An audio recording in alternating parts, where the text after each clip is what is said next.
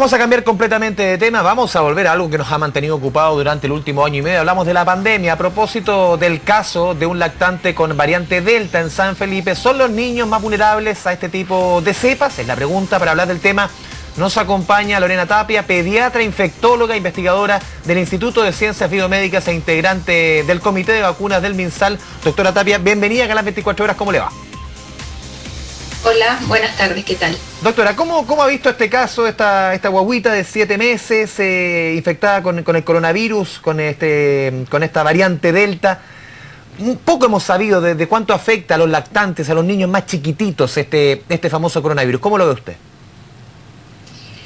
Mira, la verdad es que en relación a esta variante Delta, lo que hemos sabido en información que viene de estudios y reportes internacionales, donde está circulando más la cepa, se ha hablado que principalmente es una variante, no una cepa, en realidad es una variante, una modificación de este coronavirus que se relaciona más bien con aumento de la transmisión, pero no hemos recibido reportes en específico de que sea más grave, especialmente en niños. Por lo tanto, como pediatras o como cuerpo médico que atiende a los niños, uno esperaría que este nuevo coronavirus se comporte de manera parecida a lo que hemos visto antes, en que en la mayoría de los casos se comportan como casos leves, pero existen también algunos casos en que pueden evolucionar un poquito más graves. Son afortunadamente menos frecuentes que esos casos más graves que en adultos. Así que creemos que es lo que tenemos que esperar, pero necesitamos más datos. Sí, uno preparando un poco esta entrevista, doctora Tapia, leyendo algunos informes, sobre todo en países que ya la variable Delta está afectando, por ejemplo, al virólogo del Comité de Ciencias Técnicas allá en Italia, Giorgio Palù. Él confirma que sí, en este caso sí afecta más a los niños, afecta a los niños más chiquititos. Distinto que evolucione a casos más graves, pero sí ellos están viendo que los niños son mayores transmisores y también les afecta más o se contagian más de esta variable Delta. Lo que pasa es que tenemos que recordar esta variante Delta llega en un momento, sobre todo en algunos países donde ya se inició la vacunación, donde encuentra una población adulta con inmunidad y encuentra una población adulta probablemente más vacunada, ¿ya? Y en ese caso, cuando el virus empieza a circular en una población donde tiene inmunidad, va moviéndose y buscando quiénes son los que siguen susceptibles.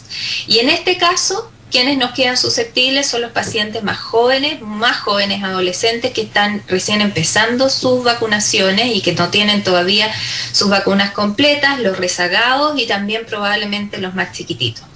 Y por eso el aumento en proporción, si uno empieza a analizar las proporciones de cómo se van a aumentar, cómo se han comportado los niños, probablemente acá también en Chile va a pasar con variante Delta o con la variante que podamos tener. Si es que no tenemos a los niños vacunados y seguimos teniendo una protección en los adultos, proporcionalmente los niños se van a ver más afectados. Doctora, usted lo mencionaba en la respuesta anterior, de acuerdo a los números que se tienen, esta variable o esta variante Delta logra evadir más fácil el ataque de anticuerpos, la gente se infecta más fácil, pero todavía no hay reportes respecto a que las personas evolucionen a cuadros más graves. ¿Eso tiene que ver con la vacunación, con los países en que se ha tomado y se ha estudiado esto, por ejemplo en Israel, en Inglaterra, en Italia, en Europa, que una importante porción de la población está vacunada, o que efectivamente esta variante, ojalá sea así, en términos de evolución grave, sea algo más benigna? Pueden ser las dos cosas. Tenemos más bien datos de los países en que justamente se ha avanzado en vacunación, por lo tanto existe una mezcla probablemente de factores donde la vacunación, a pesar de que uno puede ver que disminuye de cierta manera la protección, no llega a cero y algo de protección existe y por lo tanto confiando en eso y teniendo esos datos es que nosotros seguimos insistiendo en que los rezagados y los pacientes tienen que avanzar en la vacunación completa lo antes posible para la llegada de Delta y eventualmente otras variables que nos vayan llegando, sabiendo que las vacunas protegen para los casos graves principalmente. Ese avance, dice usted, doctora, porque hasta el momento lo que se ha visto aquí en nuestro país que se va a avanzar hasta, obviamente, bajando en la edad hasta los 12 años. Eso debe comprender, al fin y al cabo, al 100% de la población, avanzar hasta las guaguitas, hasta las guaguitas de 0 años que tengan algunos meses. Bueno, eso también es progresivo. Nosotros actualmente tenemos datos y autorizaciones de emergencias hasta desde los 12 años en adelante. Se está priorizando la vacunación entre 12 y 16 años a pacientes con factores de riesgo y hay que analizar bien, según las vacunas que tengamos, con quién se va a seguir, si es que se va a seguir o no con los pacientes sin factores de riesgo, y si es así, ir bajando de a poco la edad, y en la medida que tenemos esa vacunación, tener más datos para ir disminuyendo más las edades. Se ha ido avanzando en algunos estudios que todavía no salen reportados, pero pueden existir datos prontamente de niños más pequeños para idealmente avanzar a una población total para conseguir una disminución de la circulación significativa, sobre todo considerando que variables con mayor transmisión, que son más fáciles de contagiarse, necesitan que mayor número de personas estén vacunadas. Así que sí, es una mezcla. También es bien importante, doctora, usted como pediatra bien lo sabe, de que la mejor forma de cuidar a los niños, sobre todo los que tenemos niñitos, niñitas más chiquititos, es que se cuiden los papás, porque mantener el distanciamiento social con una guaguita es complejo, si no imposible. Así es, así es. Los niños en esta pandemia se han contagiado principalmente por los padres y cuidadores o la gente que ha llegado a las casas con el virus. Por lo tanto, el llamado siempre ha sido a que los papás nos tenemos que cuidar para proteger a esta población que no está vacunada.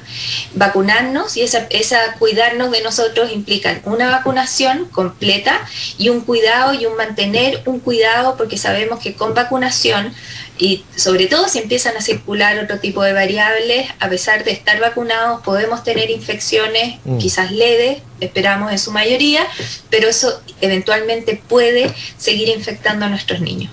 Doctora Tapia, recojo un poco de sus palabras que respecto a esta variante Delta y la posible mayor, entre comillas, afectación a los niños, se debe efectivamente a que los niños estén vacunados, no que afecte puntualmente a los niños. Un tema de rango etario de vacunación, más que preocuparse, obviamente siempre hay que preocuparse por los niños, pero esto no tiene nada en particular hacia ellos.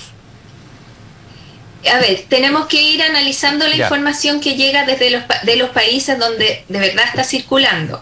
Una de las posibilidades que yo digo que puede existir es que la proporción de niños en estos países donde tú tienes mayor porcentaje de vacunación en adultos, proporcionalmente el virus va a buscar y va a encontrar a la población infantil y va a circular principalmente en ese grupo o en la población no vacunada, ¿ya? Y eso puede ocurrir.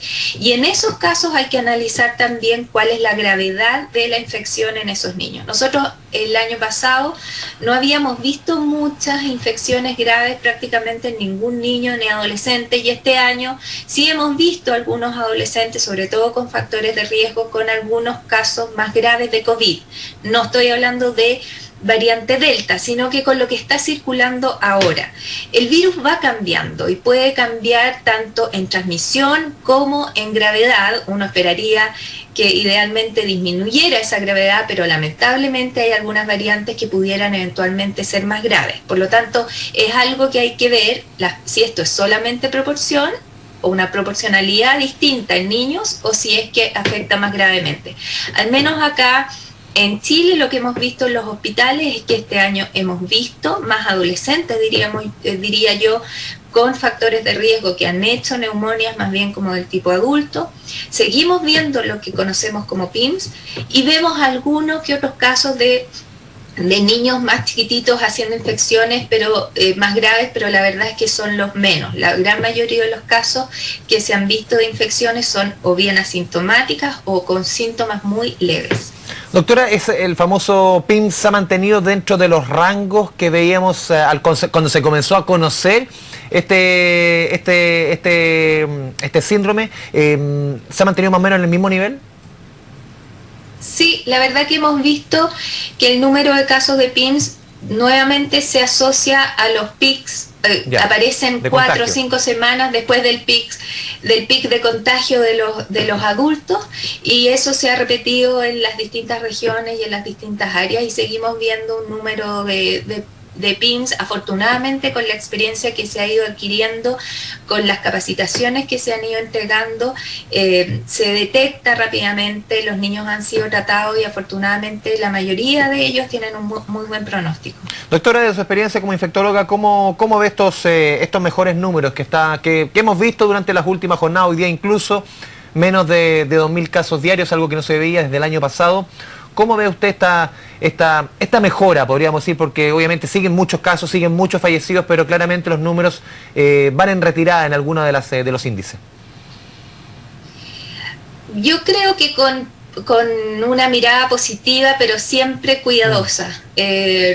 Los infectólogos y quienes trabajamos en virus sabemos que los virus pueden cambiar, pueden aparecer variantes y tenemos que seguir cuidándonos para mantener esta circulación baja, idealmente números bajos, evitar que nuevamente aparezcan un gran número de casos y probablemente algunas otras variantes aquí y en el resto del mundo. Así que yo creo que es esperanzador porque además se da en un periodo en que alcanzamos un número mayor de vacunados, por lo tanto probablemente tiene que ver algo con eso, algo con las cuarentenas, con el cuidado que tengan la gente, pero hay que seguir insistiendo en que el cuidado, el autocuidado sigue siendo importante en la medida que tengamos el virus circulando, en la medida que tengamos llegada de nuevas cepas, por un periodo yo creo que todavía nos queda. Hay que tener paciencia, sabemos lo difícil que es seguir con las medidas, con el cuidado, con el dejar de ver a veces a quienes nosotros queremos ver o con quienes queremos estar, pero la verdad es que es lo que necesitamos hacer en este minuto para que estos números se mantengan en el tiempo y no volvamos a tener un rebrote